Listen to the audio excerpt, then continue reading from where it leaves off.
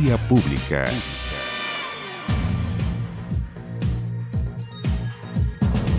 ¿Cómo les va? Muy buenas noches. Comenzamos este Vía Pública por las pantallas de Canal 24 Horas. Crece la incertidumbre y se acaba la paciencia entre los vecinos de Osorno, quienes hoy cumplen ya 5 días sin agua potable. Los habitantes de la comuna están indignados por el corte de suministro que comenzó al mediodía del jueves y que recién terminaría en su totalidad este miércoles. Una interrupción de servicio que, recordemos, se inició por un derrame de petróleo en la planta de producción de sal, hecho que obligó a suspender por completo el suministro en la ciudad. El Ministerio Público comenzó ya una investigación para determinar las eventuales responsabilidades de este derrame que tiene sin agua Osorno. Según la Superintendencia de Servicios Sanitarios, entre el jueves y el domingo, la planta de sal ha dejado de suministrar 300 litros de agua por segundo. Por otro lado, senadores miembros de la Comisión de Medio Ambiente y Salud, Guido Girardi y también Rabindranath Quinteros, presentaron este lunes una denuncia por la contaminación del agua potable en la ciudad.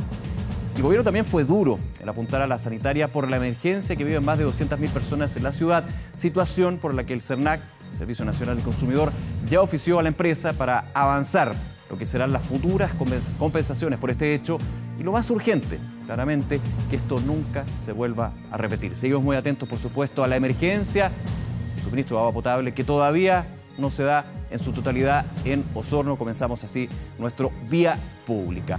Varios temas que vamos a estar conversando en el programa, pero también recordando lo que ha sido el anuncio del día de hoy y en nuestra pregunta, en nuestro fanpage de 24horas.cl. El presidente Piñera hoy firmó un proyecto de ley con respecto a actualizar la ley de arriendo, la ley de arrendamiento. De hecho, desde 1900, en la década de los 80, que no se ha actualizado, ya ha generado que en el año hayan alrededor de 20.000 juicios por no pago de arriendo.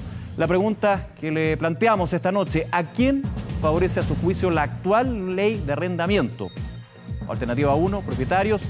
Alternativa 2, arrendatarios. ¿Tendrá alguna historia usted, algo que le haya sucedido a un familiar? Bueno, lo invitamos a participar en nuestra pregunta interactiva entonces de nuestro fanpage de 24horas.cl. Vamos a estar tomando el pulso de sus respuestas. También vamos a estar conversando de este proyecto de ley.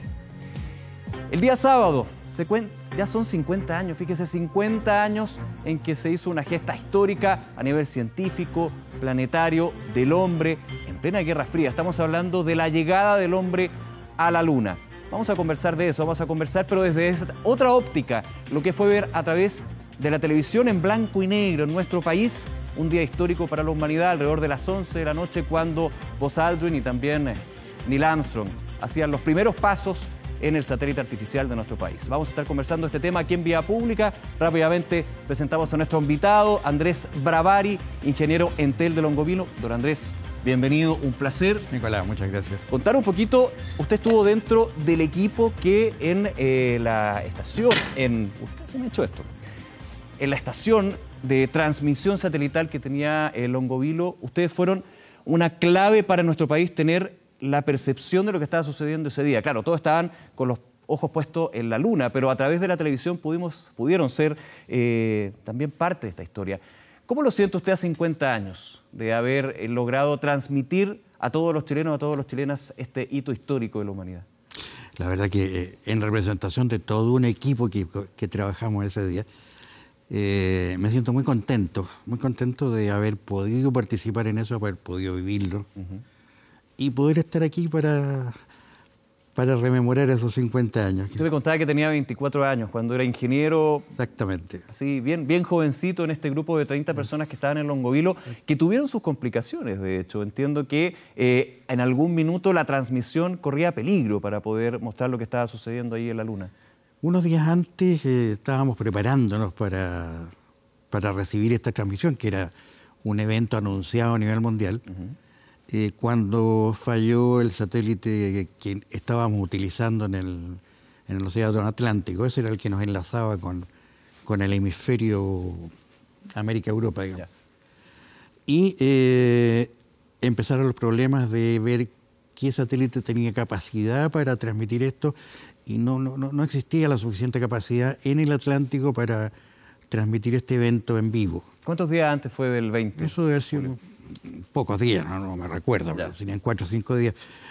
Pero apareció la alternativa porque Estados Unidos iba a transmitir a Europa por el otro lado, por el Pacífico y Japón. Surgió la alternativa de tratar de enlazar ese satélite del Pacífico, cosa que era impensada para nosotros porque quedaba supuestamente bajo el horizonte. Bajo el horizonte. Y estamos hablando, de hecho yo tenía el dato, una antena de 30 metros de diámetro, 270 toneladas. No es como ahora que a través de un botón uno puede girar los distintos satélites, la antena. Aquí me imagino que el trabajo del equipo era bien importante y por sobre todo bien histórico en términos también de que era una gran prueba que iban a tener ustedes ahí. Sí, pero se sobredimensiona eso un poco. O sea, no era un trabajo egipcio. Ya, no era construir la pirámide. No era construir la pirámide. En esa época, cuando se compró Longovilo, estaba la duda si el sistema de comunicaciones internacionales iba a ir por los satélites geoestacionarios o por satélites de media altura que recorrían la órbita cada 6 horas. Eso significaba que esta antena estaba preparada para tomar un satélite en un horizonte y entregarlo en el otro. Perfecto. Así que la capacidad de movimiento la tenía. Ah, estaba. Lo que era impensable para nosotros a esas alturas era cortar el tráfico internacional de Chile, aislar a Chile. O sea, no tener telecomunicaciones. No tener telecomunicaciones. Era la única vía de telecomunicación internacional. Internacional, la única. Los circuitos de ondas cortas que tenía la compañía de teléfono ya se habían bajado, ya el tráfico pasaba todo por nosotros. Ya. No era mucho, pero era. Claro. Y el lema nuestro era, bueno, mantener ese tráfico vivo. Ahora, cortarlo era casi un sacrilegio. Pero y de hecho fue una instrucción que se dio desde la presidencia. De la presidencia. En ese tiempo, el presidente Eduardo Frei, quien vio también la relevancia y lo importante, el hito que iba a generar esta llegada del hombre a la Luna, ¿no? Exactamente. Previó muy bien el significado que iba a tener histórico para la humanidad este alunizaje. Feo nombre actual, ¿no?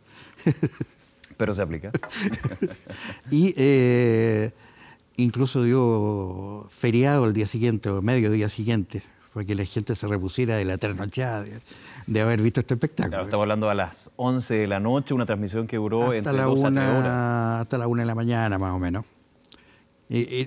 Efectivamente, la cápsula Eagle había bajado a la Luna unas horas antes, pero el bajar al suelo lunar fue como a las 10 de la noche, por ahí, más o menos ahora. Y esa fue la transmisión que tomamos. O sea, limitamos mucho el tiempo de interrupción del tráfico al mínimo posible, digamos, a cuando efectivamente había una... Fueron muy previsorias en ese sentido, pensando, y me imagino no teniendo claro hasta cuándo se iba a dar este hecho. No sabíamos, pero teníamos que estar ahí, teníamos que darlo. Tenían que darlo. Tuvimos la gran suerte de pescar el satélite Pacífico por encima de la cordillera de la costa. Siempre decimos que había un pequeño portezuelo. ¿Y qué pasó? Algo pasó que... Un hoyito, digamos, clásico. Algo pasó que pudimos darlo, que el ruido térmico que se mete en estas transmisiones muy débiles fue muy bajo. Entonces nos permitió recibir la señal y decodificarla. Oiga, Andrés, ¿cómo fue vivir desde un lugar privilegiado, desde Longovilo, toda esta caminata lunar de Aldrin, de Neil Armstrong, no saber lo que iba a suceder? Claro, ahora uno lo puede ver con el celular, a través de YouTube, lo puede rememorar, documentales, de hecho, que también vamos a estar mostrando en los próximos días a través de TVN. Pero en ese minuto, no saber lo que estaba sucediendo, ¿de alguna manera usted dimensionaba este hito que se estaba generando? Sí, la verdad es que no se dimensionaba tanto. Teníamos el problema de que efectivamente pudiéramos entregar esta transmisión a los chilenos, eso nos tenía bastante complicado, pero por otro lado pispando de que esto era un hecho histórico. Dentro de mi punto de vista, desde chico había sido un fanático de la ciencia ficción y estos viajes espaciales eran un sueño para mí. O sea, le tocaba más de fondo. Y esto se estaba cumpliendo en realidad. Era un tema bonito. ¿Cómo se vivió ahí con el equipo que estaba en Longovilo? Estábamos el equipo operativo y además había un montón de visitas. Mi señora participó también esa noche. Ah, se puso muy familiar No, sí fue bien familiar. Como lo fue, de hecho, la transmisión para todas las casas de aquí. Exactamente. Claro, no había muchos televisores, así que todas las casas estaban llenas de familiares.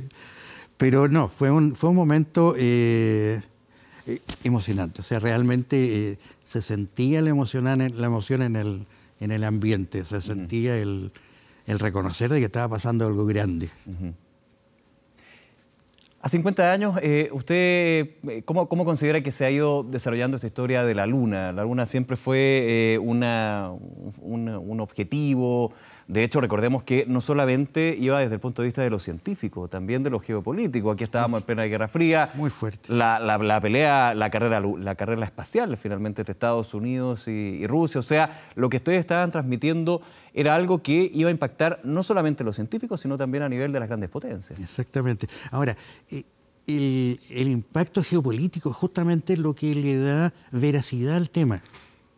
O sea, hay muchas dudas hoy día, hay mucha gente que plantea dudas. No, el hombre nunca fue a la Luna. ¿Usted tiene dudas? No, no las tengo. Y se me refuerza pensando que dentro de esa Guerra Fría, cualquier error que hubiera habido en esta transmisión, los rusos la habrían destacado, pero habrían hecho tira a Estados Unidos con esta mentira. No, efectivamente, yo lo que hice fue recibir una señal del Océano Pacífico y entregársela a los canales. Eso yo doy fe. Que la señal estaba. No pasé ninguna cinta en los cohilos. No hubo ningún loop, ninguna caja que se caía, un pedazo, una taza de café, como ha pasado en series de alto corte, claro, con millonario presupuesto. O que pase un avión por arriba. O que pase un avión por arriba, por ejemplo. Claro. No, esto fue real. Fue real. Y como te digo, para mí se valida por el hecho de que los rusos estaban mirándolo, estaban analizando y no armaron escándalo. ¿Cómo fueron los días después, Andrés? Porque claro, se restablecen las comunicaciones, ustedes tienen que seguir con el día a día, pero me imagino que la telecomunicación en esos tiempos, en ese día, que era más difícil que lo que es ahora, siendo las dimensiones, por supuesto, se centró en lo que fue la llegada de estos astronautas a la Luna. La verdad que, claro, fue tema varios días, pero para nosotros era el saber que habíamos cumplido nuestro deber. O sea, a nosotros siempre nos tomaron muy chiquititos, entre comillas, para meternos a este proyecto, y siempre nos formaron en no ser los mejores, sino hacerlo de la mejor manera posible. Y eso fue lo que logramos hacer ese día y lo que hacíamos todos los días. Buscar la mejor forma de trabajar en equipo. Usted lo recuerda con cariño el hito, usted me contaba porque es fanático de la ciencia ficción, sí, pero también me imagino por lo que ha sido su trayectoria dentro del trabajo que hace en Entel. O sea, tenía 24 años, tiene ya un hito en ese palmar, en ese historial. Bueno, mi historia siguiente, bueno, a lo largo de los años llegué a ser, el año 73, fui asignado como gerente de hacer todos los servicios internacionales. De ahí para adelante fui el delegado chileno en todos los eventos internacionales de telecomunicaciones, hasta el año 80 que me retiré. Andrés, y en ese punto me interesa saberlo, vemos que este hito de la llegada del hombre a la Luna, después se dan muchos hitos, también telecomunicaciones que van evolucionando, se hacen más inmediatas, pero me imagino que también tiene algo de romanticismo esto. Mucho. Porque ahora, claro, yo insisto, con el celular puedo revisar lo que está sucediendo aquí, en Praga, pero ahí era una cosa bien extraordinaria. Y muy impensada para todos, ¿no? A ver, mirándolo desde ahora, pensar lo que se hizo con esa tecnología. El módulo Eagle tenía un computador que era 1000 veces menor que lo que tienes en el bolsillo en el celular. O sea, era una capacidad de procesamiento muy, muy ínfima, pero con eso se llegó y con eso se volvió. Y eso muestra que cuando los esfuerzos están mancomunados, las cosas se pueden. Siempre se puede. Estamos hablando de la llegada del Apolo 11. El presidente de Estados Unidos, Donald Trump, dice que para el 2024, si no me equivoco, quieren volver nuevamente a la Luna. ¿Cómo lo ve usted con la experiencia que tuvo ahí cuando tenía 24 años? Yo creo que ahora se puede. Es un tema netamente de presupuesto. La tecnología está, se han hecho cosas muchísimo más difíciles. Se estaba viendo hoy día cómo llegaron con la cápsula Cassini a Saturno. Digamos, la capacidad técnica está. Pero esa transmisión, ¿cómo cree usted que debería ser? Sería como un reality ya. Como un reality, a ver, vamos a eso. Tendrías que transmitirlo en vivo y en forma mucho más continua. Es otro mundo, es otra manera de mirar. Estarías compitiendo con todos los reality de la televisión. Claro, pero ustedes sentaron las bases en ese sentido. Nosotros sentamos las bases y... Que muchos podrían decir, claro, una transmisión más sencilla, apuntada directamente a lo que estaba sucediendo, no acá, sino allá. Pero evidentemente quizás no multiplataforma, quizás no con redes sociales, pero la pureza de la transmisión también mostraba la pureza de ese hecho, la importancia que tenía. Era otro mundo desde todo punto de vista. O sea, la televisión se daba algunas horas, televisión era en blanco y negro en todo el país, no teníamos esa diversidad o variedad de opciones que hay hoy día. Había 2, 3 canales. Claro. Esa era la oferta. Entre ellos este. Entre ellos este, por supuesto. Ustedes estaban partiendo sin permiso todavía, estaban en etapa de prueba. Estamos en etapa de prueba. Claro. Así es, TVN también cumplió un rol muy importante en ese punto. Nos queda un minutito, Andrés, y aprovechando que nos haya acompañado, contando quizá la otra cara, porque muchas veces nos quedamos con lo que sucedió en la Luna, el aspecto científico. Vamos a estar revisando de aquí al día sábado, cuando se cumplan 50 años, todos los puntos, también esas teorías conspirativas que usted dice no le cuadran para nada con lo que vivió. Le queda con mucho cariño esas 2, 3 horas que tuvo ahí, ¿no? Sí, o sea, indudablemente me marcaron para la vida, o sea, y me han servido mucho. ¿Por qué le han servido? Me han servido en el sentido de saber que realmente si uno hace las cosas de la mejor manera posible, no está destruyendo a nadie y está creando trabajo colaborativo. Y eso fue lo que aprendimos básicamente en esa estación, claro, en ese tiempo. El trabajo de casi 30 personas técnicos que lograron que todos pudieran ver aquí en Chile un hito tan importante como la llegada del hombre a la Luna. Andrés Bavari, muchísimas gracias por acompañarnos en Vía Pública. Un gusto haberlo tenido acá. Muchas gracias. Muy buena noche, que esté muy bien. Buenas noches.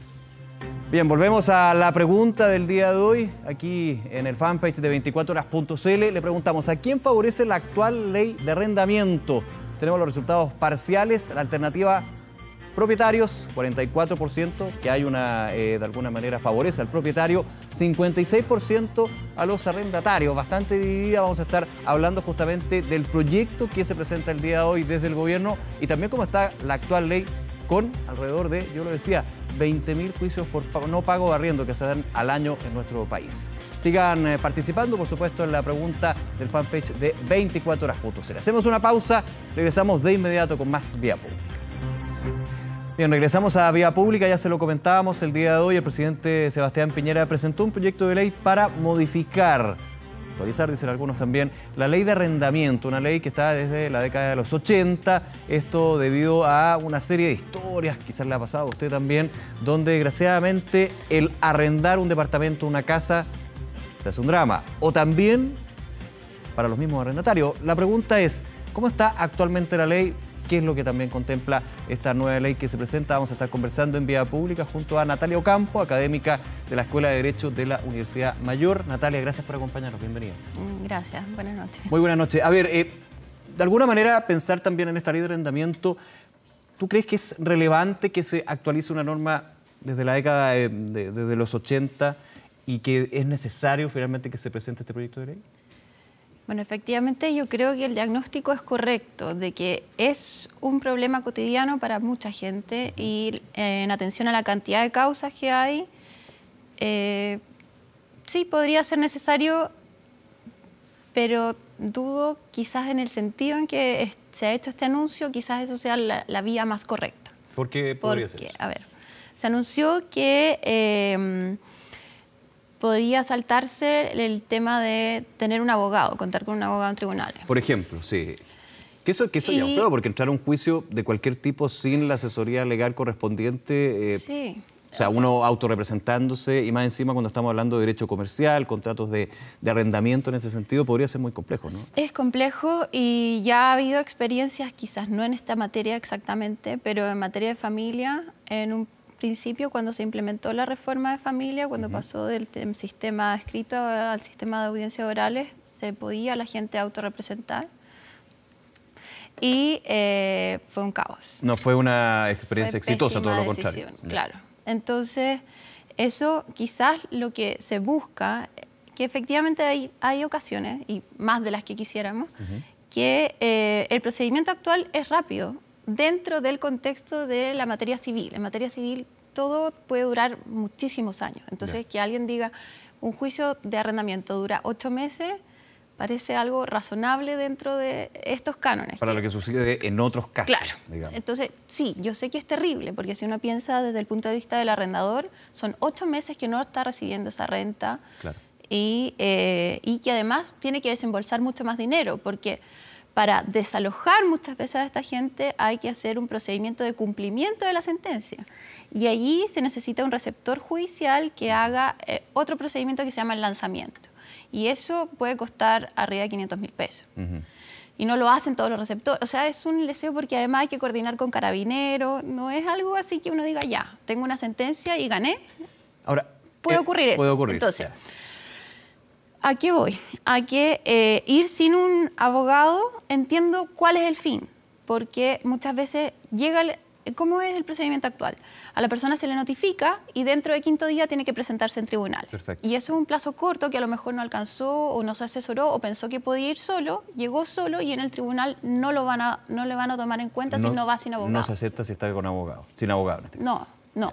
O sea, a menos que sea menos de 4 UTM, pero ¿qué arriendo es menos de 4 UTM actualmente? Claro, 400.000 pesos. No, es menos. 4 UTM es como menos de 200.000. Menos de 200.000 pesos que ya... Entonces, quizás lo que podría favorecer un cambio en la legislación es promover una instancia de mediación previa como ocurre en familia. Claro, el problema es que muchas veces ya la mediación se trató de hacer en los casos, por ejemplo, donde el arrendatario no quiere abandonar el lugar, donde el arrendador... Es que la mediación es un proceso reglado a través de un tercero. Claro, con un puente en este caso, ¿qué podría ser? Podría ser un ente estatal o también privados, que las personas mismas paguen, pero lo que se pague es mucho menor que lo que se podría pagar por llegar honorarios muchas veces de a la abogado. conciliación que yo he escuchado en casos se da. ¿Sabes qué? Me debes 8 meses de arriendo, págame 4, pero abandonar el departamento o la casa. Por ejemplo, y se ahorraría la congestión que hay ahora en tribunales, que es lo que supongo que busca esta ley, como acelerar el procedimiento. Pero si uno lo piensa, el procedimiento de la ley actual no es el gran problema. ¿Cuál es el gran problema? Es la etapa posterior, es la etapa de cumplimiento. Es decir, que tener que coordinar con carabineros, tener que contratar a este receptor judicial y pagarle adicional para poder sacar a esta persona efectivamente. O sea, tienen que coordinarse una serie de situaciones para poder efectivamente, en algunas situaciones extremas, echar a esta gente. Echar a la fuerza. Claro. Y para eso tiene que tener la fuerza policial en este caso. Claro, entonces esa parte sí es difícil, pero yo... A ver, imaginemos que la ley dice, el tribunal tiene que fallar dentro de los 10 días después, dictar sentencia desde que 10 días desde que se ingresó la demanda, desde que se fue notificada, algo así. No sé el proyecto de ley porque no ha salido el proyecto. No, falta el detalle, tiene que ingresar. Ya, claro. Pero que dijera 10 días o 20 días. Que el gran objetivo, como señalaba hoy el presidente de la República, es agilizar los procesos, hacerlos más cortos, más efectivos. Lo dijeran, pero actualmente nuestros tribunales civiles están colapsados. O sea, yo leía alrededor al año 20.000 juicios, lo comentábamos, por no pago arriendo. Claro, pero piensa que no es ese el único trabajo que tienen los tribunales civiles, tienen muchísimas causas, entonces, que ahora los apuráramos con una ley, en verdad nos resolvería... Por la congestión que ya existe. Sería la misma. Lo que habría que hacer, es una reforma al sistema de los tribunales civiles completo. O sea, habría que ir más a lo profundo y que involucraría a todos los demás casos. Claro, y tener muchos más funcionarios probablemente dentro del Poder Judicial para poder dar abasto a la cantidad de juicios que existen actualmente tramitándose. Y esto quizás traería aún más juicios y sin la asesoría de abogados, o sea, podría ser peor. Podría ser peor. Vamos a necesitar entonces tener el detalle, obviamente, de este proyecto de ley. Pero quiero ir a la actual normativa. ¿Cómo, Natalia, la evalúas tú? En términos de que yo he escuchado muchísimas veces, yo no soy abogado y generalmente te lo comenta gente que no sabe de derecho, no conoce la ley misma, pero siempre he escuchado esta frase de la ley de arrendamiento favorece, es lo que preguntamos justamente a través de Facebook, Sí. favorece más bien, no sé si el concepto es favorecer, pero entrega más herramientas o protege más al que arrienda que al arrendatario, en este caso, que el arrendador, que el propietario. A ver. Siendo que el caso también puede ser a la inversa. Sí, sí, efectivamente, pero es porque se supone que no hay una relación absolutamente de igualdad, porque el arrendador no vive ahí y entonces esta persona depende en gran medida de ese lugar. Es por eso que efectivamente la ley tiene cierta inclinación, diríamos, hacia el arrendatario. Por ejemplo, a ver, si las partes no escrituraron el contrato, se presume que lo que señala el arrendatario que pagaba como renta, eso es. No está estableciendo una escritura ante notario, como sí puede suceder cuando yo a una inmobiliaria con un contrato de compra-venta compro una casa, un departamento. Claro, ahí no le van a creer qué es lo que diga la persona que va a comprar un departamento, cuál es el precio. Sí. Claro. Además se señala la irrenunciabilidad de los derechos que establece esa misma ley para el arrendatario, no así para el arrendador. En ese sentido también hay otro aspecto que se aborda en lo que fue este anuncio, la posibilidad, y ahí tengo la pregunta, que actualmente la norma da para que una persona que arrienda pueda subarrendar sin el consentimiento del propietario. Ya. A ver. En los contratos existen distintas cláusulas, algunas que son de la esencia, naturaleza y accidentales. ¿Qué significa esto? Que en el silencio de las partes entra a regir la ley. Ya, esas se llaman de la naturaleza, que a falta de estipulación, la ley es la que rige. Entonces, actualmente la posibilidad de subarrendar, si las partes nada dicen, existe para el arrendatario cuando el contrato dura más de un año. Claro. Dar vuelta a esa regla, a mí yo creo que da un poco lo mismo, porque la gente diligente que redacta sus contratos asesorados por un abogado, generalmente prohíbe la subarrendar. Claro. Entonces, esto en el caso de que haya esa diligencia, digamos, de tener un contrato con todas las normas asesorado con. El problema es cuando no existe esto y más bien hay un arrendamiento, que pasa muchísimo, que es en palabra. Tú me pagas a fin de mes y... Ya, yo creo que gran parte, o sea, si sé que no tiene que ver con la ley, no tiene que ver con una reforma legal actualmente, tiene que ver con que las personas hagan, o sea, si realmente es importante este tipo de contratos dentro de su vida, lo hagan asesorado. Digamos, cuando no se formaliza de manera completa. Eso, y además que también hacer la selección de quién va a arrendar, eso es súper importante. Contar con antecedentes de la persona y también, no sé, contar con otras garantías, como sería un codeudor solidario, los meses de garantía. Y Natalia, cuando vamos al tema de las deudas de arriendo, no solamente el arriendo mismo, sino, por ejemplo, lo que pasa en algunos casos cuando finalmente quien arrienda deja la vivienda, finalmente se llega a esta, digamos, mediación, ¿sabes qué? Ándate del departamento de la casa, págame la mitad o no me pagues nada, pero...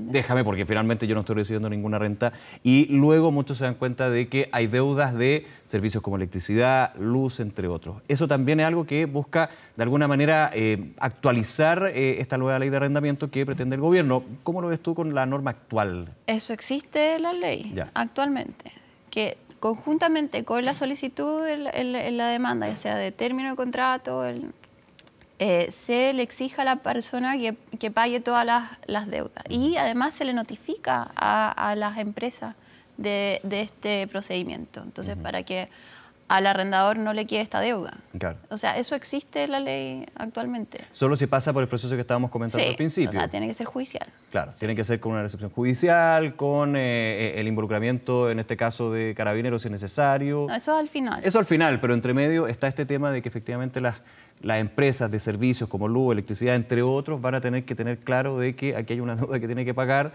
y habrá una cobranza judicial, me imagino. Sí, o sea, a mí me parece bien que eso esté en la ley quizás de forma más explícita o mejor, no sé, más fácil de acceder a ello. Pero ahora existe esa posibilidad. Existe esa posibilidad. Hay otro tema que lo comentaste tú, creo que es muy importante, cuando no hay una asesoría, porque evidentemente cuando nos vamos a la ley misma, no quiero hablar de superjuicios, pero sí, cuando no se entiende lo que es la ley, no sabe cómo me protege, cuáles son mis obligaciones y deberes finalmente. ¿Esto de alguna manera tú crees que es uno de los grandes problemas que se da para, insisto en la cifra, 20.000 casos de juicios por no pago de arriendo? Y muchos que terminan finalmente con, no en la parte judicial, sino hacer un acuerdo más bien extrajudicial. No, yo creo que, o sea, claramente es un desconocimiento y yo también creo, o sea, sinceramente, Sí. que mucha gente arrienda y no lo hace queriendo no pagar o haciéndose el fresco frente al arrendatario. No creo que ese sea el ánimo de la mayoría de la gente. Y por lo mismo, quizás sí una solución, y no legislativa, tendría que ver con la difusión y quizás con un contrato modelo que no tiene que ver con tribunales. Claro, un contrato modelo, por ejemplo, que se aplicó con la reforma a esta ley de las empleadas de casa Ya, doméstica, por que ejemplo. justamente fue mayor información para dejar las cosas en línea para el empleador y la empleada en este caso. Por poner un ejemplo. Por ejemplo, y ahí hay un ente estatal, y es la Inspección del Trabajo, en caso de que las personas tengan dudas, y resolverla. Podría ser. Y también sirven también ellos, es un muy buen ejemplo para ver tema de mediaciones, que se puede llegar antes. Ahí no es obligatoria la mediación para ir a tribunales, pero en este caso quizás ese sería como un buen camino que podría tener esta nueva reforma. Y finalmente tratar de no llegar a tribunales, porque tomo lo que tú dices y que creo que se aplica muy bien en este sentido y en otros, que los tribunales ya están atestados de casos que llevan No va a hacer muchísimo ninguna tiempo. diferencia. O sea, puede sonar súper pesimista, pero yo creo que si solo cambiamos los plazos no va a haber ninguna diferencia con el sistema actual. Hay que cambiar el fondo. Bien, Natalia Ocampo, muchísimas gracias por acompañarnos. Seguimos atentos, por supuesto, a lo que sucede con esta ley, los casos, evidentemente, que busca solucionar este proyecto de cambio de ley de arrendamiento. Muchísimas gracias nuevamente. Gracias. Que tengas muy buena noche. Igual. Bien, hacemos una pausa, regresamos de inmediato. Aún nos queda más aquí en Vía Pública. Ya volvemos.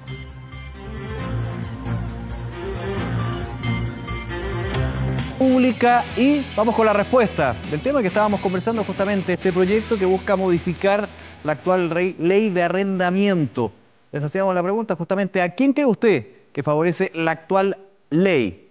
¿El propietario o el arrendatario? Bueno, ahí están justamente bastante divididos a varias experiencias evidentemente que pueden ser parte de lo que ustedes respondieron a través de la pregunta del fanpage de 24horas.cl. 43% piensa que favorece o se inclina más a los propietarios de la ley, mientras que un 57% opina, aquellos que participaron de esta encuesta, que favorece o se inclina más a los arrendatarios. Por supuesto, siempre la invitación es que sigan compartiendo con nosotros sus opiniones, sus respuestas aquí en Vía Pública. Vamos a 24horas.cl con una de las noticias que destaca, ojo con esto, decretaron alerta temprana preventiva por precipitaciones en las regiones del Biobío y también la Araucanía.